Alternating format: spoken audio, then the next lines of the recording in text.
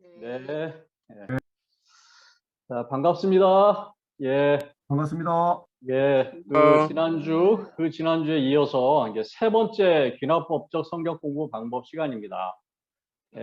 계속해서 이 똑같은 사람이 나와서 그 강의를 하는 거에 대해서 굉장히 지루하게 혹시 느끼시는 분은 안 계십니까?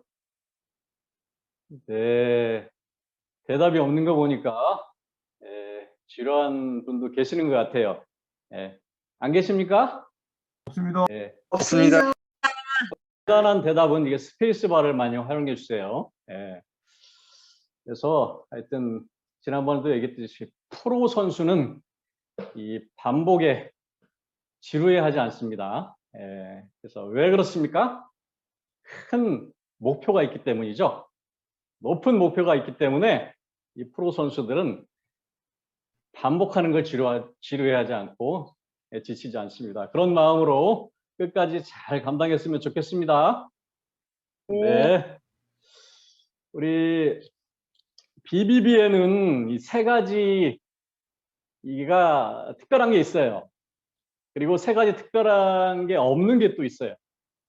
뭔지 아시죠? BBB에 있는 세 가지. 저는 BBB에 와서 이 세 가지를 통해서 큰 은혜와 도전을 받고 여기까지 달려올 수 있었는데요. 첫 번째, BBB에는 비전이 있습니다. 정말 변하지 않는 비전. 사람이 바뀌어도, 리더가 바뀌어도 우리가 그 비전을 따라서 여기까지 달려왔다고 생각합니다. 가슴을 설레게 하는 그 비전이 있기 때문에 우리가 이 자리에 있다고 저는 생각합니다. 또 우리 BBB에는 살아있는 복음이 있습니다. 복음 때문에 눈물을 흘리고 복음 때문에 안타까워하는 그런 마음들이 있어요. 그래서 한 영혼을 위해서 기도하고 한 영혼을 세우기 위해서 애쓰는 그런 우리 순장들이 있기 때문에 BBB는 너무 귀한 공동체라고 생각합니다. 또 세 번째는 뭐가 있습니까? 훈련이 있어요. 그냥 대충 하는 훈련이 아니고 충성된 제자를 세우는 빡센 훈련이 있어요. 그렇기 때문에 우리가 아름답게 주님의 귀한 제자로 이렇게 세워질 수 있다고 생각합니다. 그래서 우리가 예수님을 믿는 것은 아무런 수고도 필요 없지만 주님의 제자로 사는 데에는 수고와 또 헌신과 대가가 필요한 것입니다. 그러나 그 헌신과 수고와 대가가 손해보는 것이 아니고 정말 하나님 앞에서 특권이고 자랑이고 또 하나님 나라 갔을 때 우리의 면류관이 될 수 있다는 사실을 우리가 알기 때문에 우리는 이 훈련에 기쁨으로 감당하고 있다고 생각하는데 동의하십니까? 동의합니다. 아멘. 아멘, 아멘. 감당해 주시기 바라고요. 특별히 BBB에 없는 게 세 가지가 있어요. BBB에 없는 거는 건물이 없고요. 또 이 직분이 없어요. 특별히 모두가 형제 자매죠. 형제 자매. 그리고 우리 훈련 기간 동안에는 훈련 목적상 우리가 훈련 간사라고 부르지만 훈련 이후에는 다 형제 자매입니다. 그리고 뭐가 없습니까? 인기가 없어요. 비인기 종목이에요. 아까 현진 자매님 말씀하셨듯이 교회에서도 별로 지지를 안 하는 비인기 종목이라는 사실. 그렇기 때문에 저는 더 귀하다고 생각합니다. 변방에서 일하고 또 하늘 한복판에서 우리가 또 만나지 않습니까? 그런 마음으로 감당해 주시기 바라고요. 하나님의 역사는 변방에서 일어났고 소수의 사람들을 통해서 일하신다는 사실을 기억하시죠? 그래서 그런 마음으로 계속해서 감당해 주시길 바라겠습니다. 자, 오늘은 드디어 또 세 번째 마지막 시간 귀납법적 성격 공부 방법에 대해서 배웠는데 지난주에 이 관찰에 대해서 좀 나누었는데 어떻게 좀 도움이 되셨습니까? 네. 네, 도움되십니다. 우리 장성규 형제님, 지난주에 주로 관찰에 대해서 같이 좀 나누었던 것 같은데 특별히 뭐 한 주간 뭐 큐티를 한다든가 성격 공부 준비를 할 때 뭔가 좀 도움이 된 부분이 뭐가 있어요? 네, 그 간사님 알려주신 대로 그렇게 이제 세모, 동그라미, 네모표 이렇게 하면서 연습을 하다 보니까 전에 그냥 했던 거하고는 다르게 확실하게 한눈에 들어오는 것들이 많이 보여지게 됐고요. 관찰을 이렇게 깊이 있게 좀 할 수 있어서 나중에 또 한 번 더 보게 되더라도 한 번에 다시 또 이해가 돼서 많이 도움이 됐던 것 같습니다. 네, 감사합니다. 예, 이렇게 새로운 걸 조금씩 하나씩이라도 좀 실천하면서 꾸준히 반복하다 보면 자기도 모르게 실력이 붙죠. 늘을 수 있다는 사실이죠. 그래서 쉽게 하루아침에 우리가 이루어지는 것은 정말 가치 있는 것들이 별로 없죠. 정말 귀하고 중요하고 가치 있는 것은 시간이 좀 걸릴 수가 있습니다. 그러나 잘 참고 반복하다 보면 어느새 내가 나도 모르게 하나님 말씀에 대해서 실력자가 될 수 있다는 사실을 꼭 기억하시고 작지만 그런 실천들을 좀 꾸준히 한번 하면서 말씀을 보았으면 좋겠습니다. 예. 이건 대부분 잘 하고 계시는데 그런 원리들을 잘 기억해서 사역에 어떤 실질적인 그런 도움이 되었으면 좋겠다 하는 말씀을 드리고 싶습니다. 자, 오늘 강의의 목적을 한번 한 목소리 읽어보겠습니다. 시작. 이 강의의 목적은 균합법적 성경 공부에 대한 구체적인 방법을 습득하여 제자와 사역을 효과적으로 확산시키는 데 있다. 예, 우리가 지난주부터 같이 보았던 강의의 목적, 효과적으로 확산시키고 나아가서 주님의 지상명령 성취에 또 기여하는 그런 데까지 이르는 데 있는 거죠. 자, 우리 지난번에 이제 균합법적 성경 공부 방법에 대한 개요에 대해서 첫 시간에 같이 공부했고요. 두 번째 시간에는 이제 실습 부분에 있어서 관찰 중심으로 같이 나누었던 그런 기억이 있죠. 오늘은 이제 세 번째 시간으로 주로 해석과 적용 쪽의 내용을 같이 공부할 예정입니다.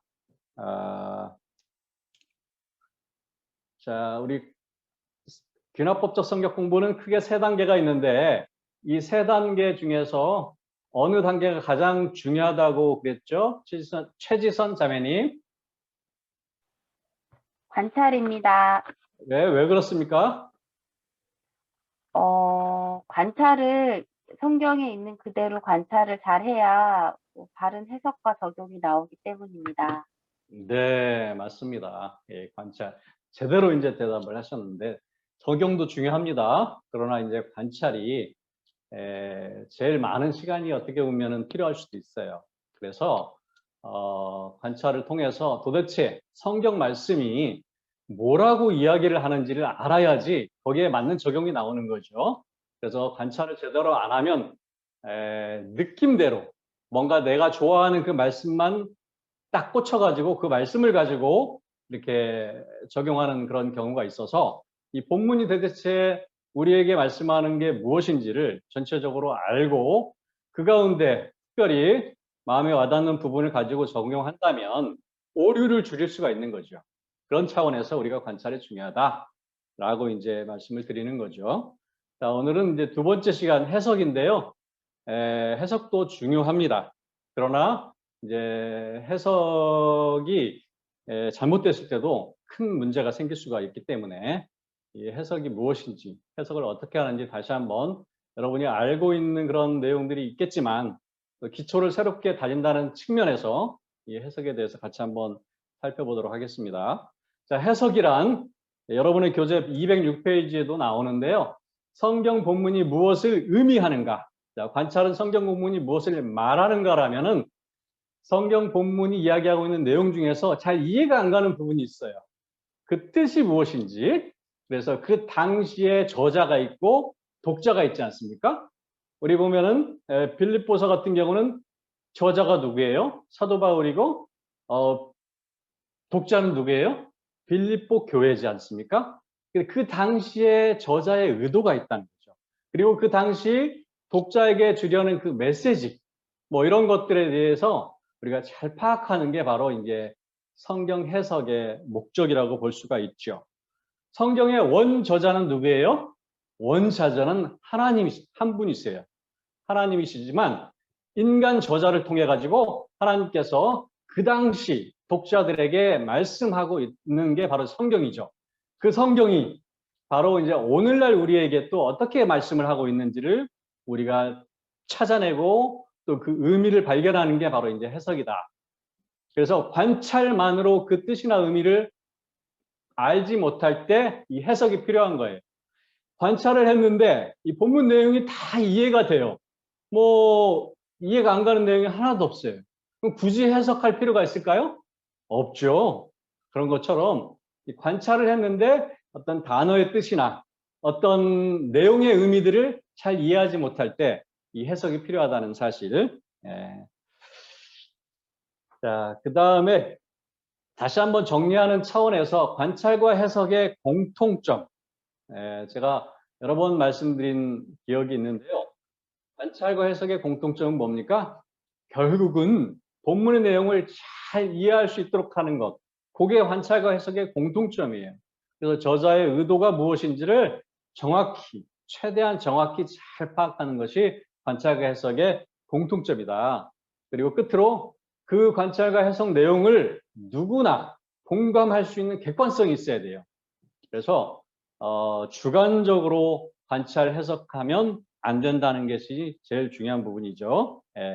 그래서 QT에 대해서 제가 이제 한 말씀 드렸죠. 여러분 QT는 너무 귀한 방법이고 우리가 성경을 매일매일 볼 수 있게 하기 때문에 너무 좋은 그런 도구라고 볼 수가 있어요. 근데 QT의 약점, 부족한 점이 뭐냐 하면은 바로 이 관찰이 충분히 안 됐을 때 감정적으로, 느낌적으로 해석이 이루어지고 적용이 이루어질 수 있다는 거죠. 그거를 최소화하려면 관찰과 해석을 잘하면 최소화시킬 수 있다는 거죠. 물론 하나님께서는 성령을 통해서 역사하시기 때문에 말씀을 통해서 우리가 조금 잘못 해석하더라도 우리에게 또 필요한 말씀을 주시기도 하지만 우리가 전문가가 되려면 좀 더 순장으로 우리 순원들을 잘 섬기려면 어떻게 해야 돼요? 좀 더 기술과 또 필요한 지식들을 익히는 게 중요하죠. 그런 차원에서 우리가 관찰과 해석을 잘 할 수만 있다면 더 순원에게 좋은 말씀, 정확한 말씀을 또 전할 수가 있다는 거죠. 이제 그런 취지에서 우리가 관찰과 해석을 잘 해야 된다. 그렇게 이해하시면 되겠습니다. 특별히 여러분 명품과 짝퉁 아니면 명품과 명품이 아닌 것의 차이를 어떻게 구분하죠? 명품과 명품이 아닌 것의 차이는 본인은 안다고 합니다. 본인. 가지고 있는 본인은 안 돼요. 그래서 다른 사람들은 잘 구분을 못 한대요.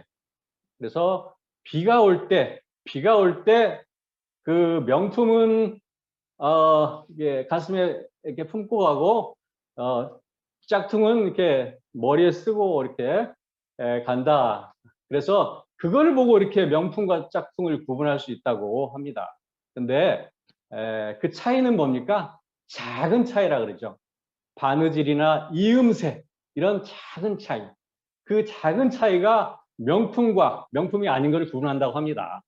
마찬가지로 우리도 프로가 되느냐 또 전문가가 되느냐 아니냐의 차이도 이 작은 차이. 관찰을 잘하느냐 못하느냐의 차이도 어떻게 보면은 세심한 작은 차이가 그런 부분을 좌우할 수 있다는 사실이죠. 네, 그런 마음으로 관찰과 해석을 했으면 좋겠습니다. 네. 자, 관찰과 해석의 그러면 차이점이 뭡니까? 제가 여러 번 얘기를 하지만 관찰은 본문이 말하는 것, 해석은 본문이 의미하는 것, 그리고 관찰은 본문에서 찾을 수 있는 것이면 관찰이라고 우리가 보죠. 그래서 순원이나 또 예습을 잘 안 해온 순원에게는 주로 관찰 질문을 통해서 이렇게 참여할 수 있도록 유도하는 게 좋죠. 그래서 몇 절 말씀에 근거해서 이런 말씀을 한번 찾아보세요 라고 이제 질문을 할 때 본문에 나오기 때문에 찾기가 쉬운 거죠. 자, 그러면 해석은 뭡니까? 본문에서는 찾을 수가 없어요. 참고 자료를 봐야 됩니다. 참고 자료. 어떤 참고 자료를 봐야 된다 그랬죠? 주로 봐야 될 참고 자료가 어떤 게 있다고 혹시 들었어요? 우리 이현주 자매님 우리가 해석을 할 때 주로 보는 참고 자료가 어떤 게 있을까요? 문주 해설, 그다음에 성경 지도, 지명, 인물 사전이요. 네. 너무 잘 얘기해 주셨습니다. 예, 맞습니다. 예. 그런 것들이 필요하죠. 그래서 제일 먼저 이제 또 말씀드리고 싶은 것은 해석의 절차에서 보면 육가 원칙을 사용하여 질문하여 답을 듣는다. 육가 원칙. 이 관찰에서도 육가 원칙이 나오는데 해석에서도 육가 원칙이 나와요. 왜 그렇습니까? 이 육가 원칙을 통해서 관찰을 딱 했는데 이 육가 원칙에 해당이 안 되는 부분들이 있어요. 그래서 언제 어디서 이거는 나오는데 어떻게는 또 안 나와요. 또 뭐 어떻게는 나오는데 왜 뭐 이런 부분은 안 나올 수 있잖아요. 그래서 관찰 육가 원칙을 통해서 성경에서 찾을 수 있는 부분은 관찰이 되는 거고 육가 원칙을 똑같이 적용했는데 성경에 안 나오는 거, 본문에 안 나오는 것은 해석으로 가야 되는 거죠. 그죠? 그래서 이 육가 원칙이라는 거는 어떻게 보면은 물고기를 우리가 잡는데 그 6가지의 미끼, 약간 밑밥이라고도 했는데 6가지의 밑밥, 뭐 이렇게 볼 수가 있어요. 그래서 중요한 그런 열쇠 6가지. 그래서 관찰하고 해석하는 데 있어서 많이 활용되는 그런 방법이죠. 그 다음에 두 번째는 우리가 해석을 할 때 다른 번역 성경을 좀 찾아보는 게 좋습니다. 그래서 가능하면 성경 안에서 앞뒤 문맥도 살펴보고 또 다른 성경, 우리가 성경의 종류에 여러 가지가 있다 그랬죠. 문자적인 해석에 가까운, 직역에 가까운 해석이 번역이 있고 의역이 뭡니까? 이렇게 나름대로 이렇게 풀어서 해석하는 의역에 가까운 그런 성경이 있다고 들었는데 문자적, 직역에 가까운 성경이 뭐라 그랬죠? 개역 개정, 뭐 개역 한글. 그리고 영어는 뭡니까? 영어는 뭐 킹 제임스 성경이라든가 뭐 이런 것들이 이제 어떤 직역에 가까운 그런 번역 성경이죠. 그리고 의역에 가까운 성경들은 뭐 쉬운 성경, 뭐 메시지 성경, 뭐 이런 것들은 이제 의역, 거의 뭐 해설에 가까운 그런 성경들이에요. 그래서 어떻게 보면은 이 번역 성경도 한번 참고를 해서 찾아보는 게 제일 중요하죠. 그래서 가능하면 개역 개정과 뭐 개역 한글을 가지고 하되 나머지 이제 뭐 다른 성경들을 이렇게 참고해서 같이 보는 게 좋다 이거죠.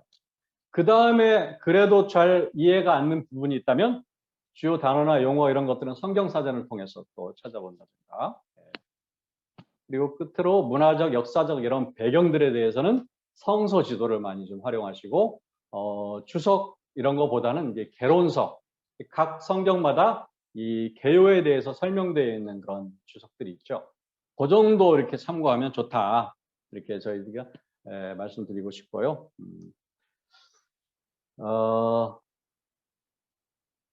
아까 육가 원칙에 대해서 말씀을 드렸는데 육가 원칙 중에서 가장 어떻게 보면은 효과적이고 강력한 그런 그 미끼가 있어요. 그게 보면 저는 이제 두 번째 이 왜라는 그런 질문이 굉장히 그 해석에 있어서 많이 활용되고 중요한 그런 물고기를 잡는 그런 강력한 도구다라고 이렇게 볼 수가 있어요. 왜 그럴까? 예수님께서 왜 이런 말씀을 하셨고 제자들이 왜 이런 행동을 했을까? 이 본문에는 잘 안 나오는 것들이 참 많아요. 이 질문을 가지고 고민하고 또 말씀을 찾아보고 또 묵상해보고 뭐 이런 과정들을 통해서 정말 말씀의 깊이가 점점 깊어지는 것을 우리가 경험할 수가 있죠. 그래서 우리가 마음속으로 이렇게 질문을 하면서 관찰을 하고 해석을 하는 게 너무 중요하다. 그 중에서 이 왜라는 질문을 좀 많이 좀 활용했으면 좋겠다라는 걸 좀 다시 한번 말씀드리고 싶습니다. 자, 해석할 때 유의사항 어떻게 보면은 한마디로 해석을 어떻게 하는가 이렇게 좀 정리를 해놓은 부분인데요. 우리가 특히 2단을 구분할 때 이 해석에서 많이 차이가 나죠. 같은 성경 말씀을 보는데 이단의 해석과 또 우리 정통의 해석이 너무 다르죠. 바로 해석 방법이 다르기 때문에 그런 차이가 많이 납니다. 그래서 이단의 특징은 뭡니까? 자기들의 교리를 입증하기 위해서 필요한 성경 구절만 갖다가 붙이는 거예요. 그게 바로 이단의 특징이죠. 예.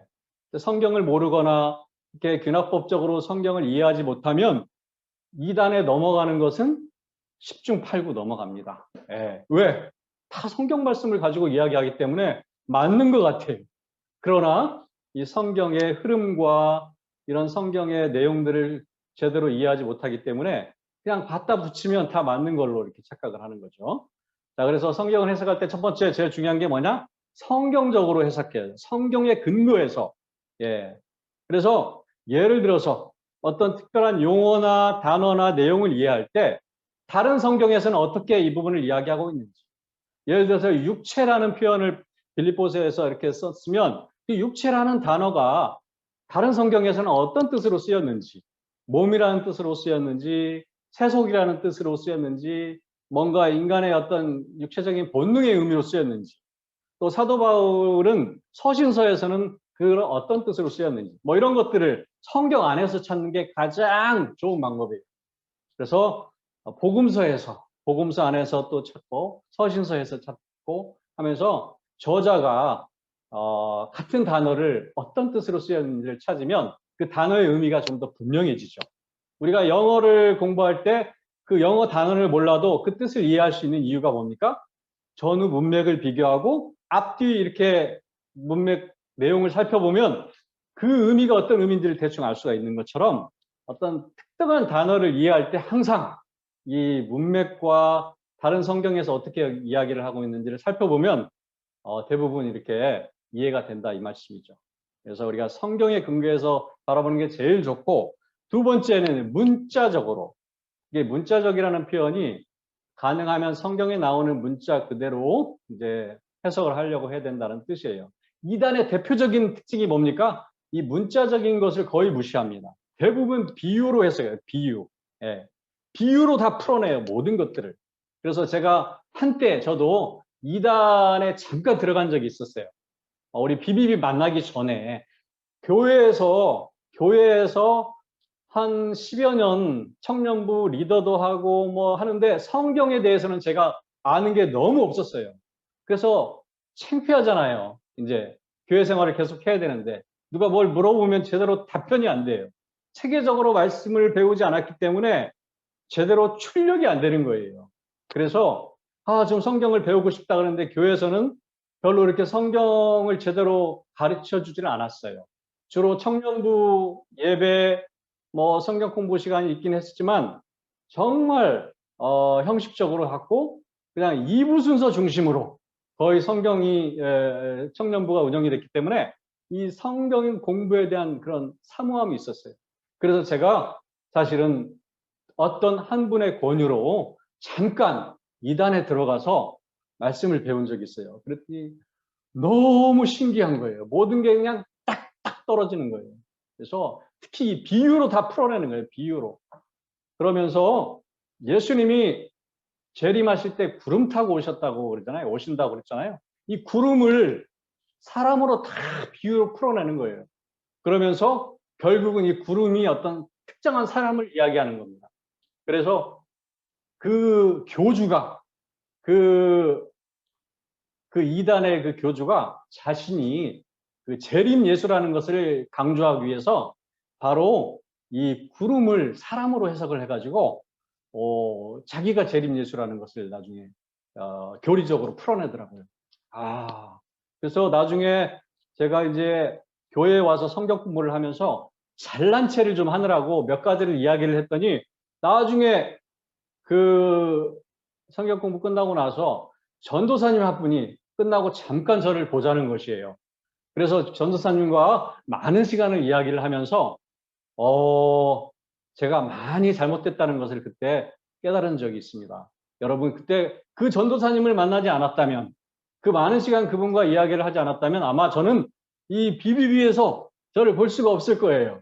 아마 지금 다른 곳에 가서 아마 열심히 길거리에서 전도하고 있지 않았을까? 혹시 도에 대해서 들어보셨습니까? 뭐 이런 거 하고 있지 않았을까 하는 그런 아찔한 생각이 듭니다. 여러분, 그래서 우리가 말씀을 제대로 알고 이해하고 공부하는 게 얼마나 중요한지 이런 부분들에 대해서 좀 잘 깨달았으면 좋겠습니다. 그리고 세 번째, 문법적으로. 그래서 주어 동사도 우리가 찾아야 되고요. 접속사도 좀 찾아야 되고, 그래서 누가 이야기를 하는 주체인지, 무엇이 객체인지 이런 것들을 문법적으로 좀 이해를 해야지 그 말씀을 제대로 풀어낼 수가 있죠. 그래서 이 한글 성경에는 이 주어가 많이 생략돼 있고 그렇기 때문에 그런 것들을 잘 찾아야 돼요. 지식대명사 특별히 이런 것들이 무엇을 의미하는지, 누구를 의미하는지 이런 것들을 문법적으로 풀어내야지 된다. 그리고 끝으로 역사적으로, 우리가 당시의 역사적인 배경, 문화적인 배경 뭐 이런 것들을 잘 알아야지 또 그 당시의 상황 속에서 무슨 말씀을 하고 있는지, 무슨 의미인지를 이해할 수 있다는 거죠. 그래서 오른쪽에 보면은 이제 성경은 바이블, 문자, 레터, 문법은 그래머, 이 역사는 히스토리, 그죠? 그래서 첫 자를 따가지고 비, 그죠? L은 리을로 시작하니까 람, G는 직, H는 히읗으로 시작하니까 한 해가지고 제가 바람직한 방법으로 성경을 해석해야 된다. 그래서 옛날에 이렇게 외웠던 기억이 있습니다. 그래서 여러분도 이게 바람직한 방법으로 성경을 꼭 해석하시기 바랍니다. 그리고 특별히 그 주석, 이 주석에 대해서 다시 한번 한 말씀 드리고 싶은 것은 이 주석은 저자가 누굽니까? 주석은 저자가 신학자나 물론 목사님 뭐 이런 분들이에요. 그래서 주석의 내용들이 100%다 맞는 게 아니고 하나의 의견이란 이거예요. 그래서 신학자마다 조금씩 해석이 다를 수도 있다 이거죠. 그래서 주석만 보고 와가지고 이게 맞다라고 이렇게 주장하면 안 되겠죠. 그래서 조금씩, 물론 큰 방향은 맞지만 조금씩 다를 수도 있다는 거죠. 오히려 여러분이 그 말씀을 통해서 묵상하고 또 해석한 게 더 맞을 수도 있어요. 그거는, 그러나 이제 전혀 이게 다른 방향으로 가는 것이 아니고 뭐 이러한 해석의 의견들이 있다는 것을 우리가 참고로 이해해야지 이 주석이 정답이다 이렇게 생각하면 오해죠. 그래서 가능하면 주석을 보지 말라고 하는 얘기가 보면 볼수록 의존적이 돼요. 의존적. 실력이 늘질 않아요. 그리고 그 말씀을 통해서 고민하고 질문하면서 묵상을 해야 되는데 이 묵상을 하지 않게 되고 제한하게 되고 그런 위험성이 있기 때문에 저는 주석을 볼 때는 정말 제한적으로 조심해서 고민하다가 정말 풀리지 않을 때 봐야 된다. 그래서 그것도 한 사람의 신학자의 주장이다. 다른 주석에 보면 또 다른 의견이 나올 수 있기 때문에 그래서 이런 부분은 우리가 성경 공부할 때 정말 주의해야 될 부분이라고 생각이 돼서 강조를 드리는 겁니다. 자, 그러면 이 해석에 대해서 이렇게 기본적인 개념에 대해서 말씀을 드렸는데 간단하게 그래도 여러분들 듣기만 하면 또 힘들 수 있으니까 간단한 거 가지고 실습을 한번 해보겠습니다. 창세기 1장 1절. 너무 쉬운 말씀이죠. 누구나 잘 아는 말씀. 자, 이 1장 1절을 가지고 한번 관찰하고 해석하고 또 한번 해보면 좋을 것 같아요. 관찰을 토대로 관찰 질문도 한번 만들어 보고 해석 질문도 한번 이렇게 만들어 보면 좋겠다라는 생각이 듭니다. 그래서 제가 볼 때 한 5가지 정도 혹시 관찰을 할 수 있으면 좋고요. 그 관찰을 근거로 또 관찰 질문도 한번 생각해 보고 또 해석 질문도 한번 만들어 보는 걸로 제가 한 2분 정도 시간을 드리겠습니다. 각자가 한번 그걸 가지고 나름대로 한번 해보세요. 그래서 뭐 틀린 관찰이나 이런 건 없어요. 그래서 누구나 이 관찰하는 방법에 있어서는 좀 차이가 있을 수 있지만 자꾸 해보지 않으면 잘 발전이 안 되거든요. 그래서 각자가 한번 2분 정도 드릴 테니까 해보시기 바랍니다.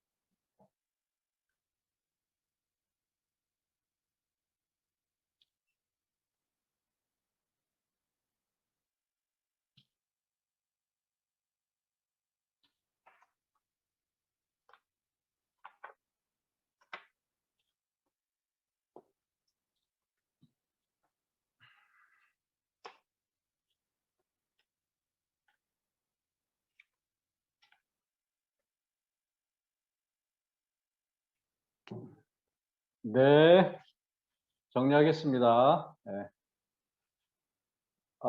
우리 세종로 서미라 자매님, 네. 네. 어떻게 잘 되십니까?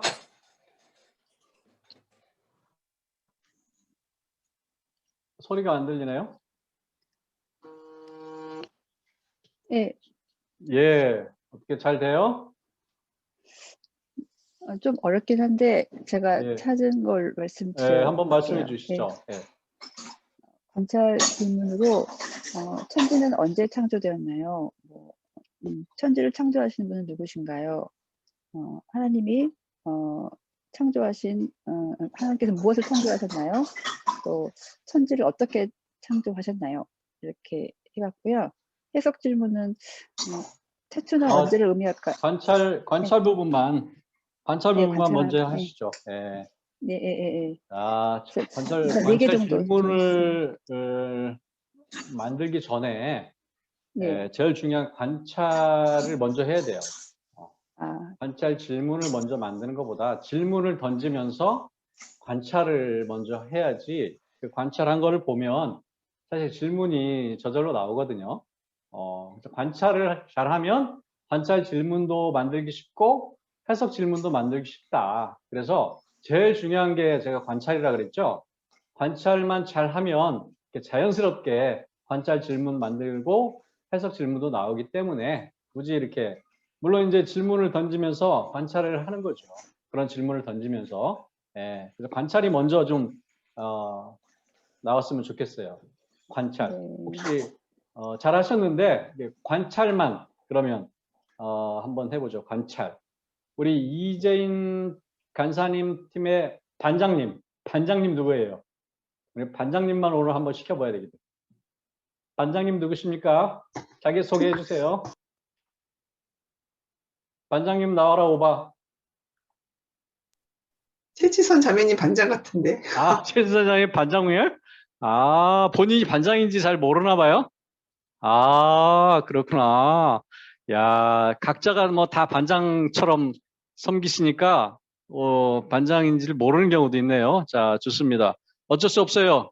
반장이라서 또 한번 하셔야 됩니다. 자, 관찰한 거 한번 또 나눠주시죠. 관찰. 저도 처음에 근데 관찰 질문을 만들라고 하시는 줄 알고 질문을 만들었었는데 그냥 그걸 토대로 질문이 그냥 관찰. 있으면 거기다가 답만 네, 붙이면 네. 관찰이거든요. 네. 천지 만물을 창조하신 분은 하나님이시다. 그렇죠. 그렇죠. 하나님은 태초부터 계셨다. 네. 그리고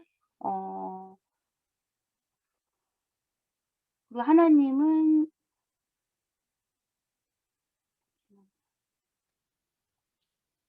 그 질문에 대한 답을 그냥 네. 관찰에 대한 답까지 이야기하면 바로 그냥 관찰이 되는 거죠. 네, 천지 만물을 창조하신 분은 하나님이시다. 네. 하나님은 태초부터 계셨다. 하나님은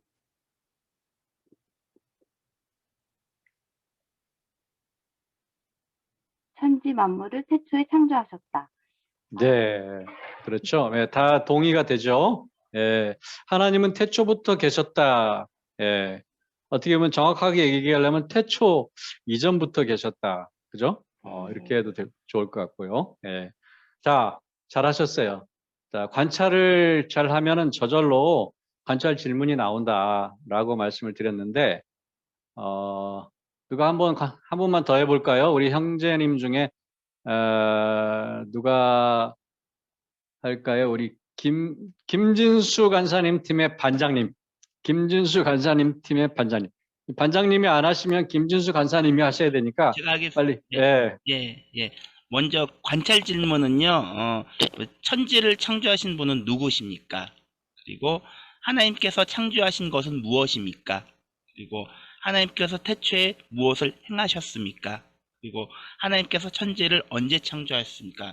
이렇게 요 정도까지만 관찰했어요. 예. 관찰 질문을 던지면서 한번 질문의 답을 이야기하면서 얘기해 보시죠. 알겠습니다. 그래서 천지를 창조하신 분 누구십니까? 라는 관찰 질문에는 이제 하나님께서 천지를 창조하셨습니다.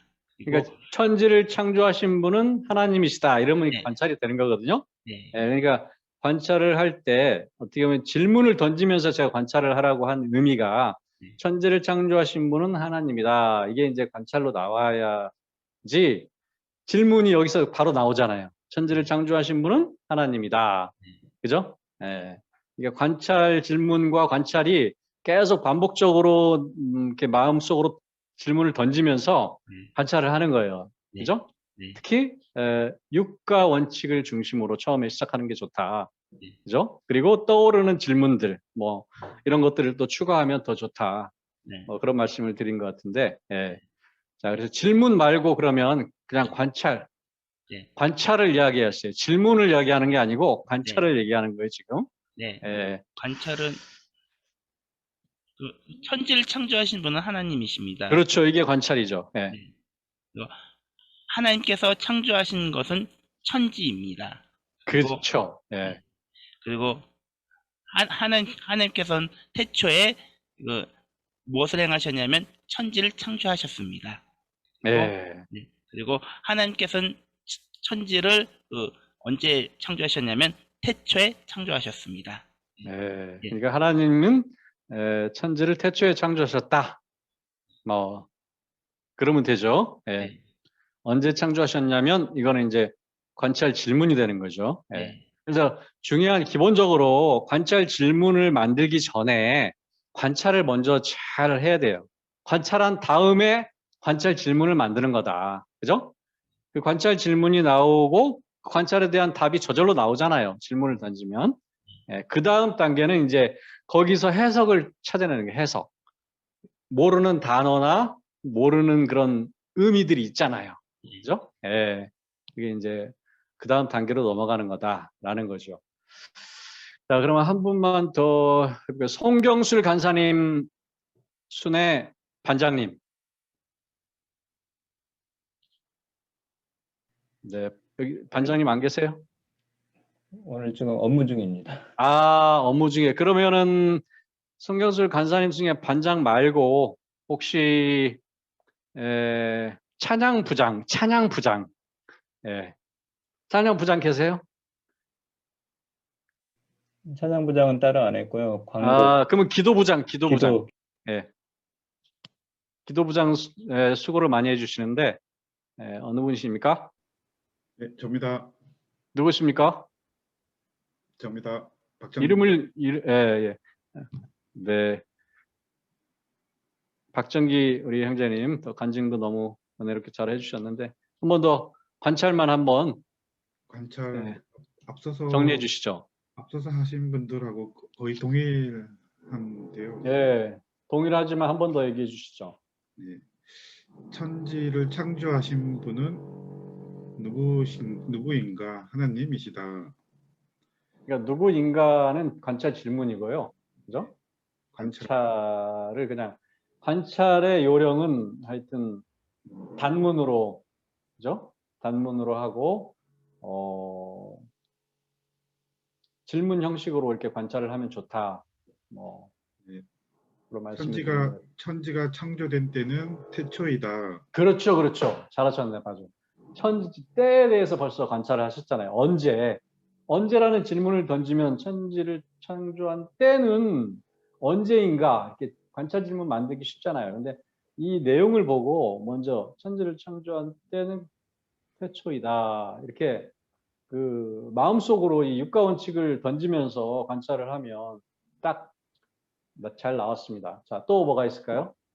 하나님이 태초에 창조하신 것은 천지이다. 예. 그리고 천지를 창조하신 분은 하나님이시다. 그렇죠. 하나님 아니었으면 천지는 창조되지 못했다. 예. 그래요. 하여튼 고맙습니다. 자, 박수 한번 해주시죠. 예.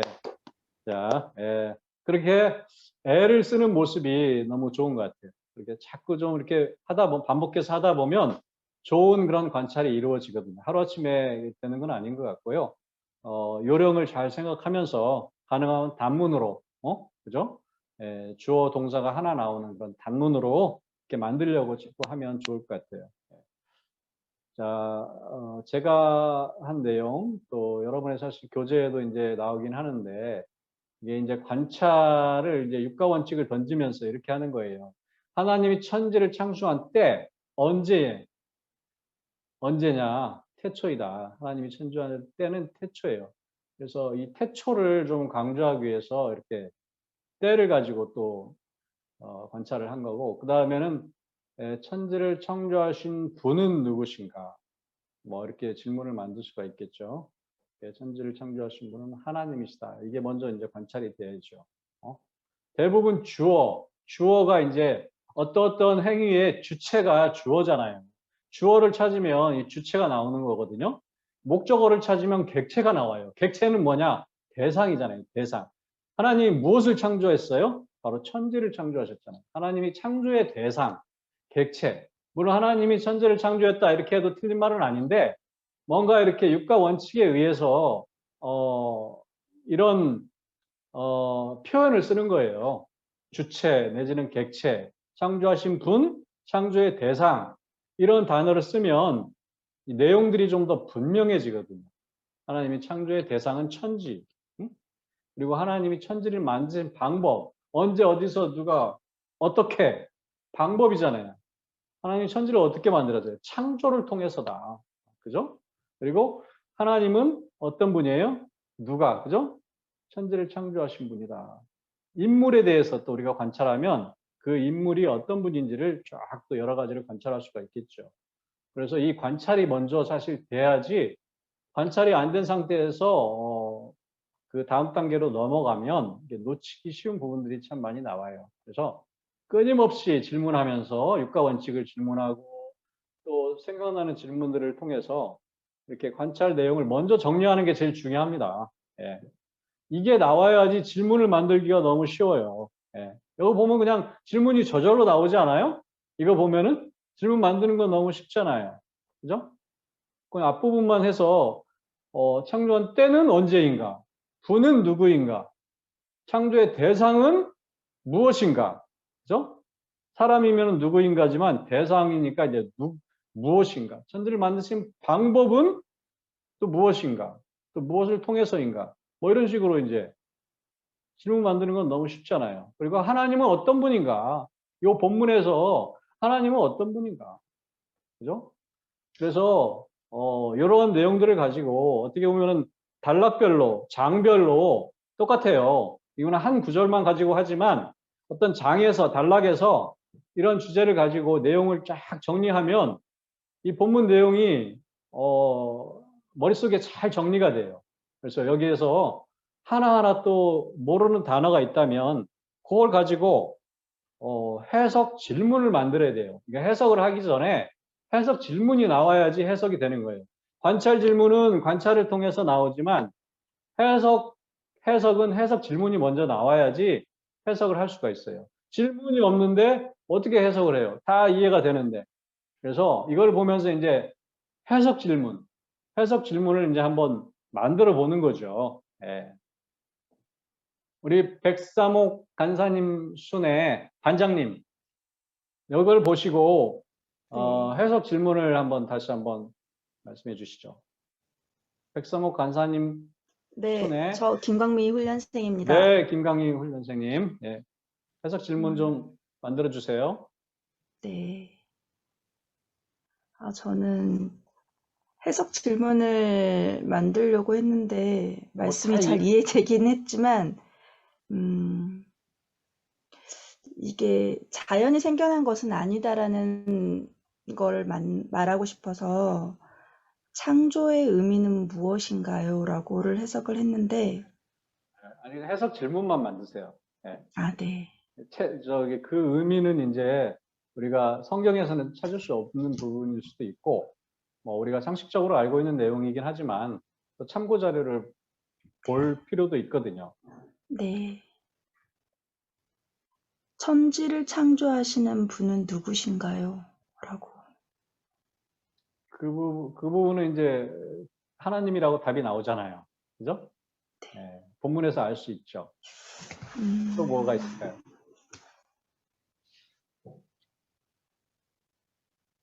모르는 천지는 단어나 용어 이런 거 없어요. 이해가 안 가는 그런 용어나 단어. 그러니까 알기는 알지만 좀 더 명확하게 알고 싶을 때 해석 질문을 할 수가 있습니다. 어렴풋이 알고 또 알기는 아는데 좀 더 명확하게 중요한 단어들은 한 번 더 이렇게 찾아보면 좋겠다 하는 것들이 있어요. 우리가 창조의 의미는 무엇일까요? 그렇죠. 그것도 좋은 용어에 대한 의미를 물어보는 거니까 좋은 해석 질문이죠. 그죠? 예. 우리가 너무 잘 아는 이 창조라는 단어에 대해서 한번 생각해보고 묵상해 보는 거예요. 이 창조에 대해서. 창조가 뭔지, 창조란 무엇인지, 예. 그 의미를 나름대로 한번 생각해보고 묵상해 보는 거죠. 창조는 하나님만이 하실 수 있는 거잖아요. 그죠? 인간은 창조할 수 있어요? 인간은 아무리 과학이 발전하고 아무리 지식이 높아져도 이 창조는 불가능해요. 그냥 발견하는 수준.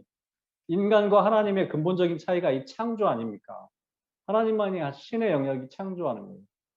그래서 이 창조라는 것은 하나님만이 할 수 있는 것이다 하면서 이 창조에 대해서 또 묵상해보고 창조가 정말 이 단어적으로 도대체 어떤 뜻인지 한 번 더 찾아보면 이 새로운 게 또 발견이 돼요.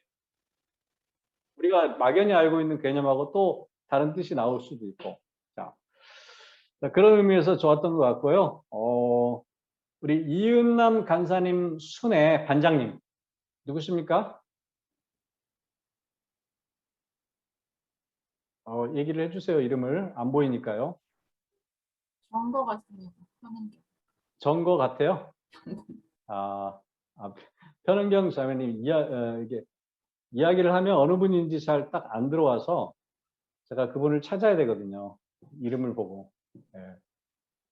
네. 좋습니다. 우리 편은경 자매님 네. 여기 보시면서 또 혹시 모르는 단어나 용어 이해가 안 가는 부분 너무 익숙하기 때문에 사실 해석 질문이 안 나올 수도 있는데 그래도 한번 억지로라도 한번 만들어 보시죠. 천지란 무엇인가? 단순히 하늘과 땅만인가? 그냥 천지란 무엇인가? 그게 해석 질문이에요. 천지의 의미를 물어보잖아요. 그죠? 천지라는 뜻, 단어의 뜻. 그죠? 좀 애매하잖아요. 그죠? 천지 하면은. 한자어로는 그냥 하늘과 땅이잖아요. 근데 단순히 하늘과 땅을 의미하는 건지 뭔가 이렇게 좀 사전적 의미도 한번 찾아보고 싶고 참고 자료도 보고 싶고 그런 마음이 들지 않아요? 안 들어요?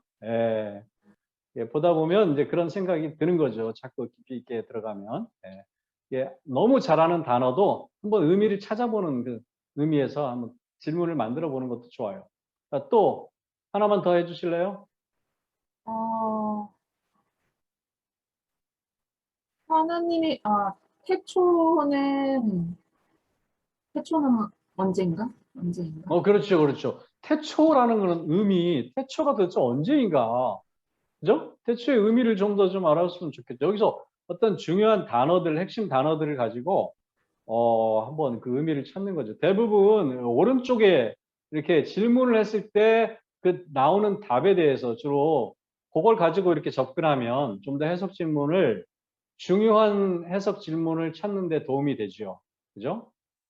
그래서 이 관찰이 먼저 잘 되면 해석 질문은 오른쪽에 있는 내용을 가지고 모르는 단어나 이해가지 않는 부분이 있다면 만들 수가 있다.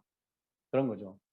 그래서 자, 제가 해보면 하나님이 천지를 창조한 때는 태초이다. 태초는 무슨 의미인가? 무슨 뜻인가? 도대체. 그죠? 천지를 창조하신 분은 하나님이시다. 근데 여기는 이제 하나님에 대해서 나오니까 하나님은 어떤 분인가? 뭐 이런 것들을 한번 본문에 의해서 이게 묵상하는 게 아니고 또 내가 아는 하나님에 대해서 한번 묵상해 보는 거죠. 구약에서 어떤 분이신지. 하나님의 창조의 대상은 천지이다. 그 천지에 대한 의미를 한 번 더 찾아볼 수도 있고요. 밑에 창조에 대해서도 찾아볼 수도 있고 또 하나님께서 아까 왜라는 질문이 참 중요하다 그랬죠. 왜?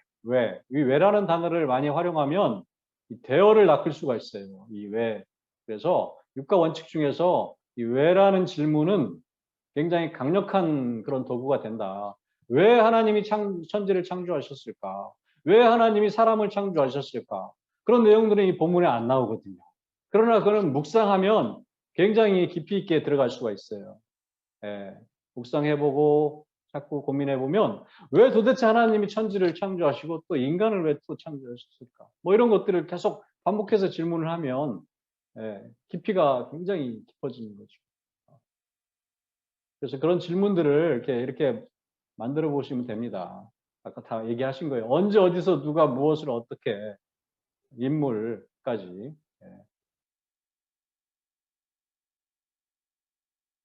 자, 이 정도 이렇게 하면 쉽게 자연스럽게 나올 수가 있다.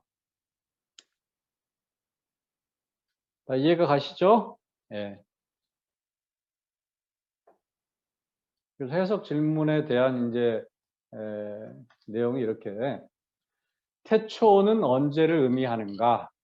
굳이 이제 정리를 하자면 창조의 의미는 무엇인가? 예? 그리고 천지의 의미는 무엇인가? 내가 특별히 강조하고 같이 나누고 싶은 부분이 있으면 이런 질문들을 던지면서 같이 그걸 가지고 묵상하고 또 한번 해석해보고 하면은 적용까지 자연스럽게 연결이 될 수가 있어요. 또 천지를 어떻게 창조하셨나? 천지를 창조하신 이유는 무엇인가? 이런 것들. 왜라는 질문이 6번이죠. 6번이 왜 창조하셨는가? 이유는 무엇인가? 이런 것들에 대해서 이제 굳이 답을 찾는다면 태초의 의미를 이제 찾아봤는데 참고 자료를 보니까 우주의 기원이라는 그런 표현을 쓰더라고요. 정말 우주의 기원. 그 창조의 의미는 어떻게 보면 무에서 유를 만드는, 없는 것에서 새로운 것을 만들어내는 게 창조지 않습니까? 그렇죠? 인간은 도저히 할 수 없는 게 바로 이제 창조죠. 천지의 의미, 하늘 땅이라고 우리가 한자어로는 이제 해석할 수 있지만 세상, 그죠? 우주까지도 포함하는 그런 의미.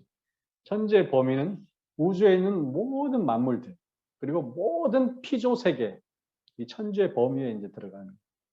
천지를 어떻게 창조하셨어요? 이 본문에는 안 나오지만 1장 1절 이하에 2장 2절 3절에 보면 하나님께서 말씀으로 창조하셨어요. 그죠? 해가 있으라 하면 해가 있고, 궁창이 있으라 하면 궁창이 있고, 나뉘고, 이렇게 말씀으로 창조하셨다. 그래서 이런 본문에 나오지 않는 그러한 답은 해석으로 봐도 무방하다. 그렇게 기준을 제가 좀 정리를 해드리고 싶어요. 이 관찰하고 해석하고 너무 이렇게 혼란스러워하는 분들이 많은데 한마디로 정리하자면 내가 주어진 본문 안에서 답을 찾을 수 있는 건 관찰이고 내가 주어진 본문이 아니고 앞뒤 문장에서 찾거나 또는 참고서적을 봐야 되는 부분, 그런 부분을 해석 질문으로 정리를 하면 참 좋을 것 같아요. 그렇게 해서 좀 정리를 해주시고 또 천지를 창조하신 이유, 이런 부분은 상당히 깊이 있는 묵상이 필요합니다. 6번 질문 같은 건 이게 간단한 내용이 아니에요. 간단한 내용이. 그래서 이런 것들은 정말 시간을 가지고 깊이 있게 묵상하다 보면 하나님께서 정말 큰 은혜로 또 역사해 주시고 말씀해 주시는 부분들이 있어요. 그러면서 내가 생각했던 그런 묵상 내용하고 또 나중에 한번 참고 서적이나 주석을 통해서 한번 비교해 봐도 유익하죠. 그래서 그런 식으로 좀 할 수 있으면 좋겠다는 생각이 들고요. 자, 하나를 좀 더 해보려고 하는데 좀 어려워하는 분들이 계신 것 같아서 나중에 시간이 되면 나중에 하겠습니다. 혹시 지금 하고 꼭 가야 되겠다 하는 사람 있으면 한번 손 한번 들어보세요. 이거 꼭 하고 조금 늦더라도 그래서 정말 쉬운 내용이긴 한데 나중에 한번 시간이 되면 하겠습니다. 이 부분은 이제 오히려 삭개오라는 그 한 사람을 이렇게 관찰해 보면 오히려 인물 관찰인데요. 삭개오가 참 많이 나오는데 그거에 대해서 이제 관찰을 쭉 하면 본문에서 이제 삭개오라는 이름을 동그라미를 치고 여기 보면 이제 그가 나오잖아요. 그라는 거, 이게 지시대명사 이런 거 놓치면 안 돼요. 그러면서 이제 관찰을 잘 해야 돼요.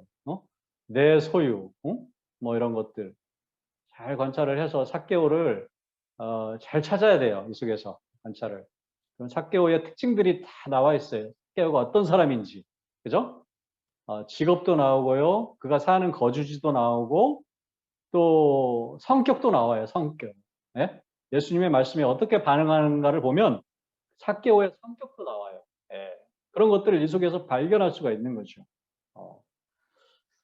그래서 재밌지 않겠어요? 이런 거 시간을 좀 충분히 가지고 항상 관찰은 해야 돼요. 그래서 제가 항상 말씀드리는 게 일주일에 적어도 한 번 정도 충분한 시간을 가지고 큐티를 할 때도 뭐 관찰을 하면 많은 유익이 있을 겁니다.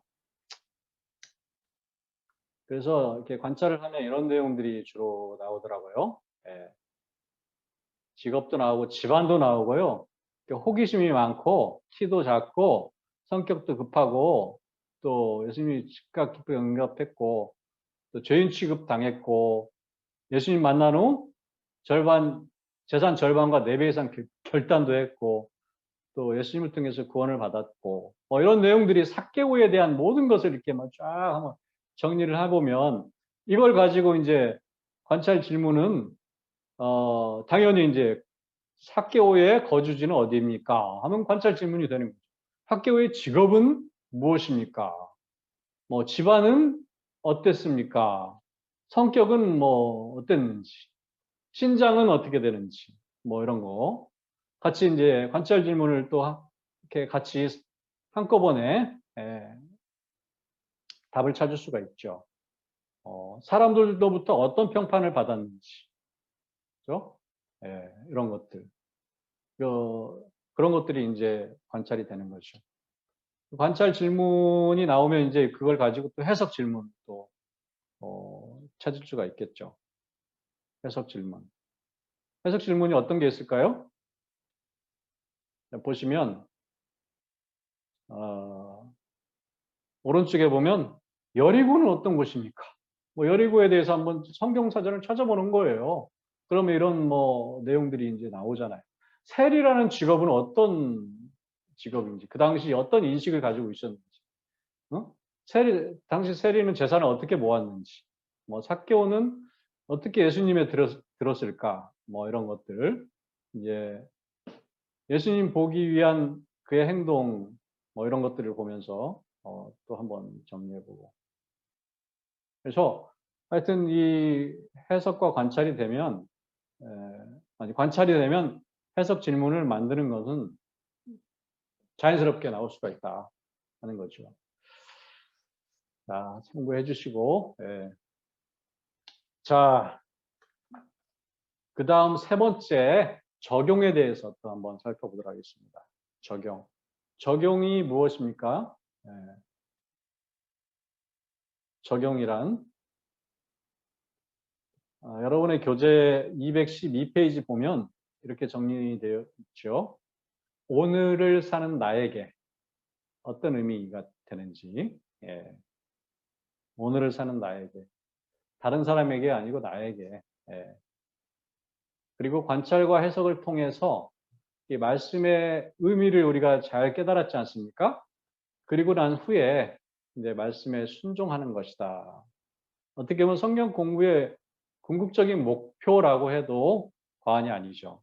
우리가 적용을 하기 위해서 관찰과 해석을 하는 거죠. 근데 관찰과 해석이 잘못됐을 때는 적용이 왜곡될 수 있기 때문에 관찰이 또 중요하다. 이런 부분을 제가 말씀을 드렸습니다. 적용하는 방법들 여러분 나름대로 다 하고 계시겠지만 이 방법에 대해서 한번 다시 생각해 보면 첫 번째 이 보편적 교훈을 가지고 이 자신의 경우로 이렇게 구체화하는 거죠. 이 보편적 교훈이란 말 들어보셨죠? 보편적 교훈. 다음에 바로 설명을 드릴 텐데요.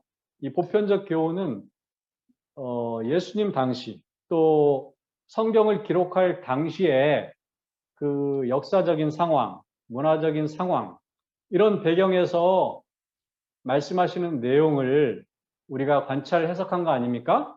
그러니까 그 당시에 내가 타임머신을 타고 2000년 전, 3000년 전으로 내려가서 그 당시에 문화와 역사적인 배경 하에서 그 내용을 바라보는 게 관찰 해석이에요. 오늘날이 아니고 백투더 성경 당시 기록으로 가는 거예요. 예를 들면 그런 예화를 드렸는데 이 강남에 압구정동 있죠. 강남의 압구정동. 이 압구정동이 어느 날 갑자기 이렇게 화산이 폭발해서 예를 들면 다 이렇게 묻혀버렸어요. 그리고 500년, 1000년 후에 후손들이 그 압구정동의 그 상가와 그 거리들을 이렇게 발굴을 했어요. 발굴을 했을 때 이게 발견된 게 뭐냐면 이 똑같은 간판들이 많이 나왔어요. 간판 이름이 무슨 성형외과. 이 성형외과 간판이 예를 들어서 많이 나왔다고 가정을 해봅시다. 그러면 그 간판을 보고 어떻게 보통 생각합니까?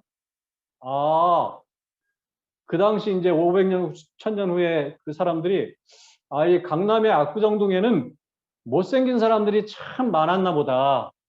이 성형외과가 있었던 걸 보니까 성형외과가 이렇게 얼굴을 고치는 거라고 알고 있었다면 못생긴 사람이 많았나 보네 라고 이렇게 해석을 할 수 있겠죠.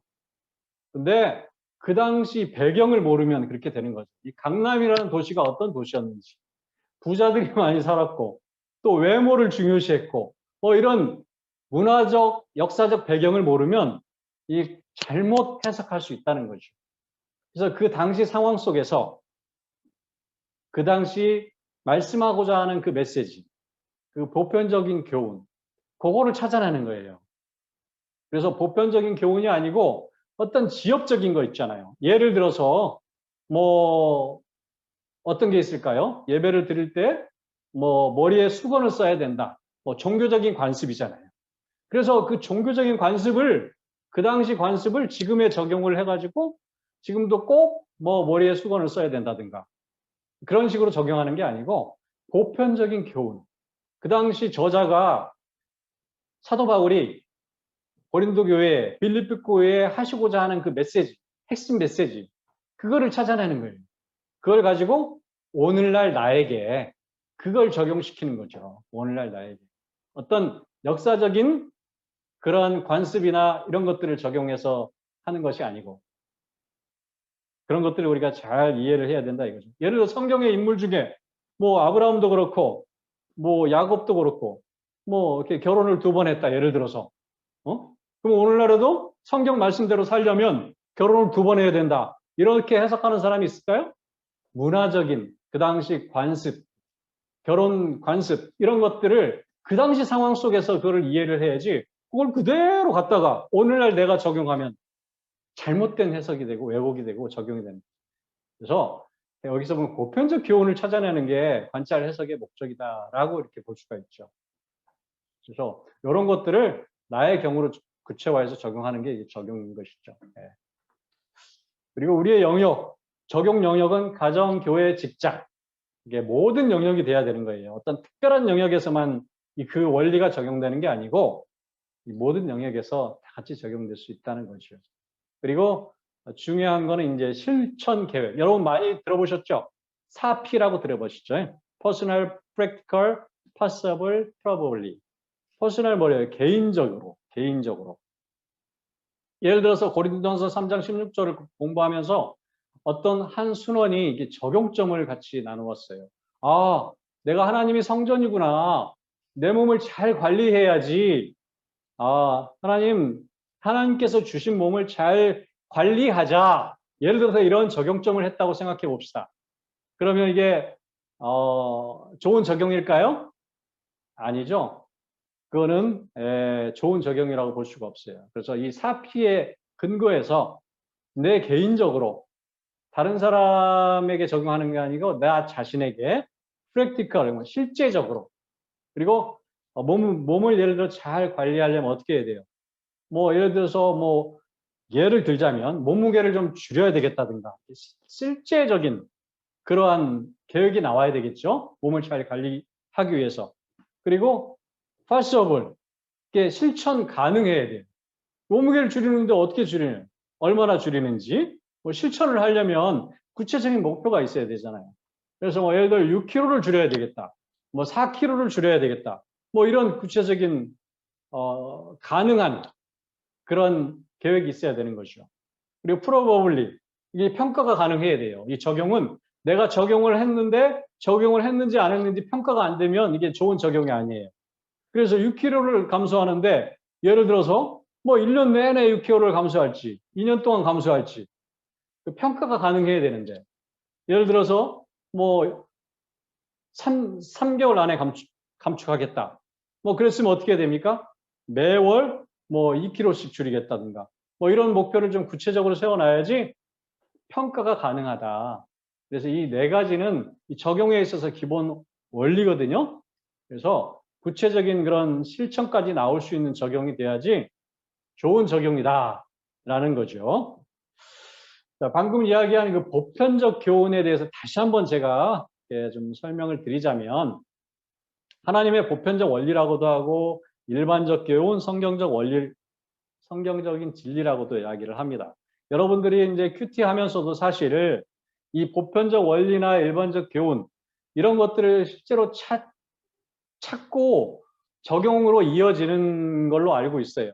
근데 다만 여러분이 이렇게 기록을 안 했을 뿐이지 생략되어 있다는 사실을 여러분이 적용할 때 그냥 나오는 게 아니고요. 이 관찰한 내용을 가지고 이 보편적 원리가 나와요. 마음속으로 나옵니다. 그걸 가지고 적용으로 가는 거예요. 근데 다만 그 원리를 이렇게 펜으로 기록을 안 해서 도대체 보편적 원리가 뭐냐 이렇게 물어봤을 때 딱 대답을 못 하는 거예요. 그래서 생략되거나 이렇게 빨리 넘어가서 보이지 않는 것이지 보편적 원리가 없으면 이 적용이 문제가 되는 거예요. 예. 그래서 이 보편적 원리를 한번 실제로 기록해 보는 게 참 중요하다. 내가 어떤 단락이나 말씀 속에서 구절 속에서 여기서 하나님이 말씀하는 이 보편적 원리, 성경적인 교훈, 이 진리의 말씀, 그래서 2000년 전이나 지금이나 똑같이 적용되는 그 원리가 무엇인지 그거를 사실을 찾지 않으면 이 적용이 잘못되는 거예요. 그러나 여러분이 실제적으로는 생략되어 있을 뿐이지 뭐 이런 과정을 거치는 거는 맞다라고 좀 이해를 하셔도 될 것 같아요.